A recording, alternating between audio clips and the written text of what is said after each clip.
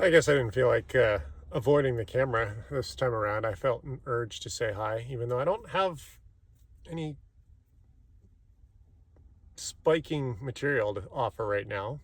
Normally, or lately, I've been broadcasting while in the desert, but I haven't been out there in a few weeks. I wanted to start spending more time out there, but I'm afraid it's going to be pretty hot. But yeah, for whatever reason, I feel like I'm missing out on something if I don't jump on camera, even if I don't have a particular topic to speak of. I did make contact with that owner of the house I worked on, whose network I spoke of in the last video. That customer that owns the property is on par with how my friend Matt and I dealt with the issue of being I don't want to say we were kicked out, but we kind of were. We could only do half the job because the customer's tenant, the resident of the house where we fixed the network, she understands that this customer is not the easiest to work with. So I also got paid. So I reached out. I Googled her email because I didn't have her phone number. I would have been a little bit more prepared and taken notes about who I was working with and what got done, but I didn't expect to get kicked out halfway between the job. So she got me paid. That was cool. And it's been really slow. And I don't want to talk politics, or the economy. It seems to be really slow lately. Slower than it's been ever. So I'm not sure what's going on. I've just been cleaning up after myself and working steadily. It's just the jobs have been fewer and farther between. It's just a little frustrating, and I'm not sure exactly what's going on. Now that the car is working reliably after my clutch repair and things like that, I did realize I might be able to be a courier of sorts, but I'm not sure. I have to figure out if it's going to be worth it with $7 gas. So I don't mind putting a few miles on the car if it's going to make me a livable wage. Well, not necessarily the livable wage I've been bitching and moaning about if I was to give up 40 hours a week. But if I'm going to be crossing town, the trip obviously needs to be worth it. That's why I won't do Uber or even Uber Eats or Uber for People or whatever those other offerings are. The gas is way too much. And the maintenance on the car for all that driving, the profits just aren't there. I don't want to tear my car up for just a little bit. I mean, I've already bitched and moaned about how I ended up in Oregon and how that job was going to have me drive up to 300 miles a day. So here we are. At least that is an option, and I will probably do it now that I've got a reliable car and I have the time. Sometimes figuring out how you want to spend your downtime is hard when you get occasional interruptions of, oh, look, a squirrel kind of activity, and you end up making just a little bit of money here and there. And I've been looking online in ways to earn a living, and it's a little frustrating when you get these people that do things and they seem to be successful in what they're doing. Like they'll talk about how if they post online, they can make money getting paid to post. And then you realize, okay, that's an option, but that's all they're doing. And what they're posting doesn't seem to have a whole lot of sense. I'm not even sure exactly how they're doing it. I'm still trying to figure out all sorts of ways to make money since I don't have any capital. I can't bankroll my own projects. Oh, I got paid on my desert property. It's on Airbnb. I got actually $500. Very recently, someone rented out that property for 2 days. Also, like 6 months ago, someone rented it out I think on accident, for a whole month. And then I thought it was an accident, so that they were going to just say, oh, screw it. But it went through. The reason I didn't get the money at the time is because it didn't have my banking information. So I ended up getting like $440 for overnight stays at my dirt property without even realizing it. The only reason I noticed is because I had to update my banking information for this particular rental that I was aware of. So I had $400 and something waiting for me without me realizing it, simply because they didn't have my information. And I didn't realize, I remember seeing them book it. And then I thought, well, they want it for a whole month. And then I didn't even think of it because I think I said hi and then I didn't hear back. So I figured they made a mistake. Who's going to stay out there for a month on a piece of dirt with no amenities? Well, it might have been a mistake, but they didn't bother to reverse the transaction. No interaction from me, just the payment to Airbnb and then to me. That was weird, but I'm thankful. Since I'm on the topic of how am I making money, I have been going out there more often. My fence is half done. I got the posts in place, actually not quite in place. Most of them are. But I'm building a very cheap barbed wire fence by putting the posts in first. Been putting them in first, and then I'll decide what sort of fencing I want to do, because obviously I don't want to just sit on it. I've had friends tease me about not doing anything with the property, even though I don't have a lot of capital.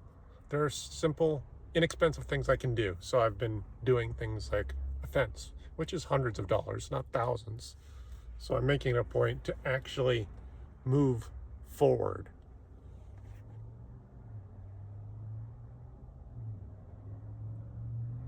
I was thinking of going out this summer. I mean, what do you call it? Weekend. But I think at this point, it's getting a little hot. I'll have to check the weather tomorrow to see what the weather's doing Saturday and Sunday, because it gets a little uncomfortable. I love hanging out there. It's beautiful. But during the summer, it's icky. You're all sweaty. You just don't want to do anything. And if I'm going to go out there, I'd kind of like to get stuff done. So that's where I am. I just hope this economy is going to pick up, because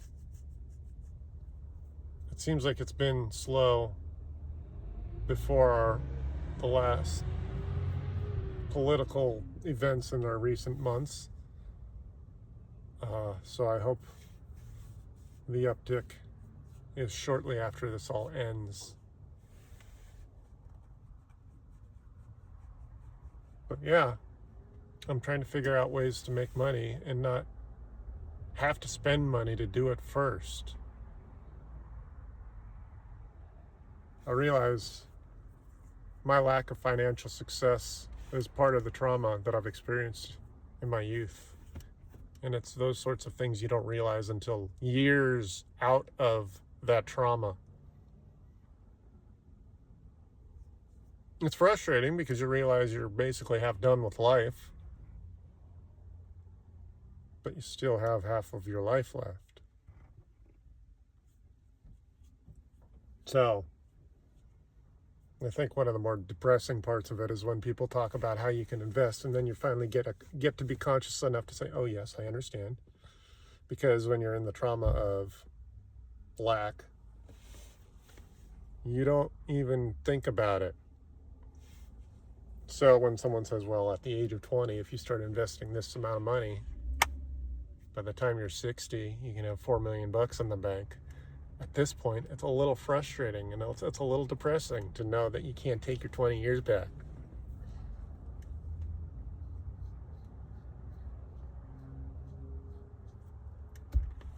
When you become conscious about these things, you start to empathize or sympathize with more and more people because you realize, one, you're not alone, and two, you see in ways you didn't see when you were in that trauma.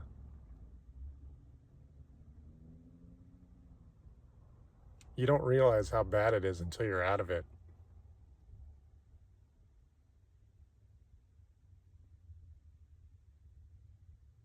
I've always thought there was something wrong with me, and we all have things to worry about or work on. But it's taken me until recently, in recent years, to figure out how I got to where I am.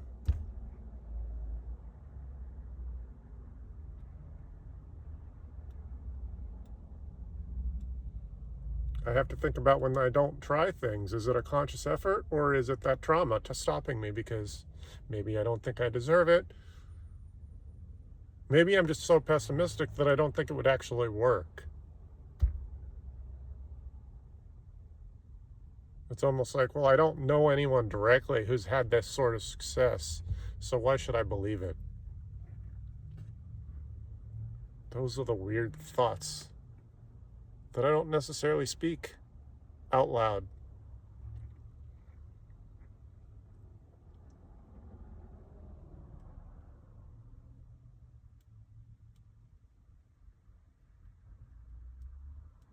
Making your limitations conscious is a big part of life, and it's challenged it. Without help, having someone help, maybe someone pokes you in the shoulder and says, this is what's going on. There's got to be some sort of realization that allows you to recognize it. Because when you're in the thick of your limitations, it's hard to crawl out of that.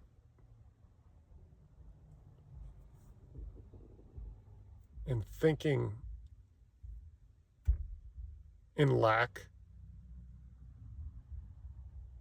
is one of my limitations that I've had to work on and figure out. I've had a few opportunities to collect, and I think the reason I walked away from those opportunities was a subconscious effort to avoid it. I've had issues where the money wouldn't have actually been earned, which I wonder if I had this misnomer that money needs to be earned. That's why a year or two ago I decided I'm just going to put it out there. So as a little form of personal growth, I said, screw it. I'm going to spend $1 a week on the lottery. $50 a year, that's not going to break my bank. But at least I'm putting it out there. If I win the money, then I didn't break my bank trying to win at painful odds. Obviously, the chances of me winning are very low, but I'm putting it out there. It's a spiritual attempt at fixing my lack. If I win it, then what? Am I going to have a spaz attack? There was one time years ago when I had an opportunity and I didn't bother. I'd love to talk about that story, but I'm not sure how. I'm not sure how. I'm not sure what vernacular I want to use to explain exactly what happened. I don't know if I want to talk about that in a public forum. But I had the opportunity to collect, and I walked away. And then I realized maybe 2 or 3 years later, I had an opportunity to collect when I was ripped off. That was a problem that was going to get fixed. And at the time, all I can think of was negativity. And there was an opportunity where I could have collected. And at this point, I think I now know what happened, but at the time, all I could think of was negativity. All I wanted to do was make that friend who ripped me off feel that lack. That's not even the right verbiage for me to explain what I was thinking at the time. Negativity was the bulk of it.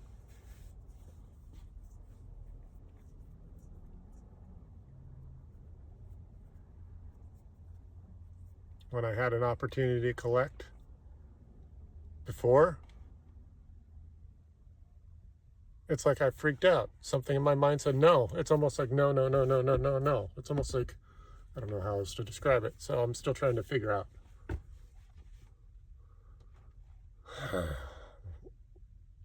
that limitation. I think, and at this point, I've started to realize or made conscious the recognition of lacking opportunity that I walked away from, that I lack, and not realizing it until afterwards. In fact, these experiences that I'm speaking of are something I felt like I sabotaged. It felt like sabotage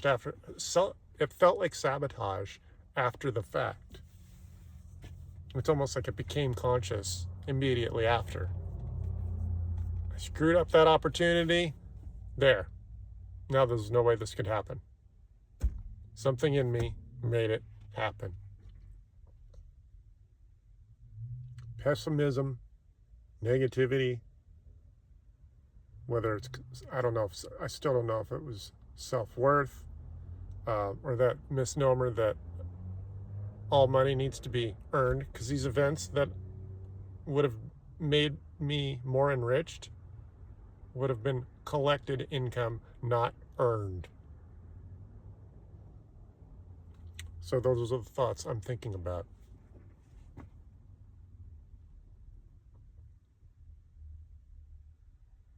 If I were to, again, have an opportunity to sue and make things right ethically, would I somehow contort the way the logic works and somehow think that it's immoral? Or, yeah, the first experience I'm speaking of, there was an immoral or maybe a self-worth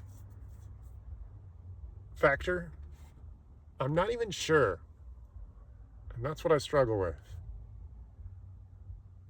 I'm stable, I'm smart. Stable in the sense that I'm not mentally ill or I'm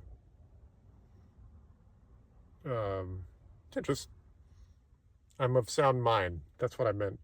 I guess that's the best I can put it.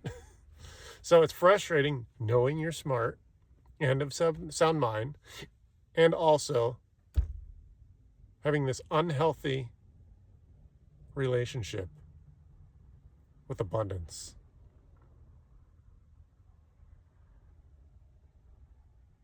I wonder at this point if someone said, I'm going to give you this, and it's, let's just call it a large amount of money. Is there a number that would make me freak out? Because the prior experiences I'm thinking of that where I could have collected, one would have been literally hundreds of thousands of dollars. The second time would have only been tens of thousands. Would collecting something as small as 10 grand cause me to flip out and sabotage the collection? I don't know. I mean, now I certainly don't know, because I'm more conscious than I was 15 or more years ago. That's sort of the timeline we're speaking of.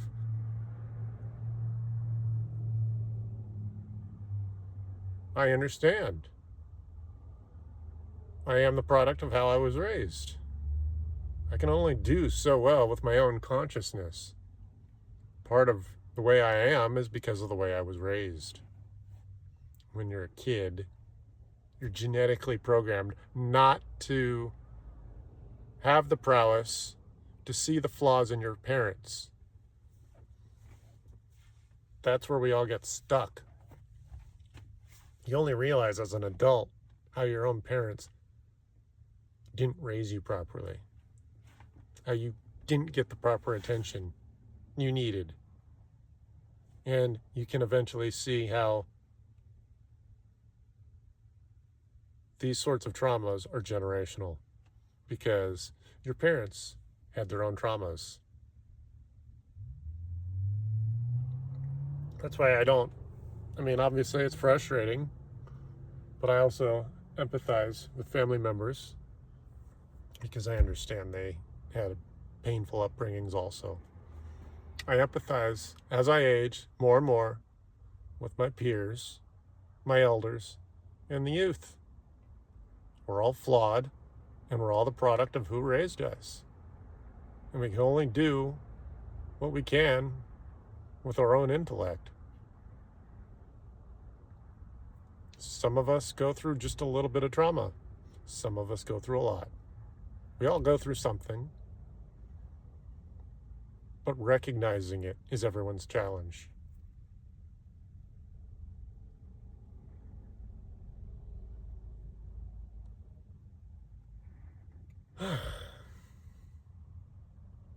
That's really my core collection of thoughts these days. It hasn't been very busy. It feels good to know that I'm not the only one, because when someone else is complaining about their own small business failing or not doing well or not staying busy, it's comforting to know that it's not just me being incompetent. Suffering in pairs or in a crowd, that's actually more comforting to recognize you're not alone that way. If everyone else was out just banging and for whatever reason I'm not, well, then I'm starting to dig deeper spiritually about how I'm sabotaging my potentials, my potential opportunities. But the economy's slowing down, and I've got my own messed up relationship with abundance. It's frustrating. I think that's all I have to talk about right now. I had this urge to just jump on camera. It had been days. I don't feel like I'm doing it enough because it's almost like therapy, even though I don't have two-way feedback, although ultimately if you wanted to comment, I would have that feedback. But it's interesting that I get to literally see myself in the camera and have a chat. So I think I should do this more often. Anyway, have a great Thursday evening.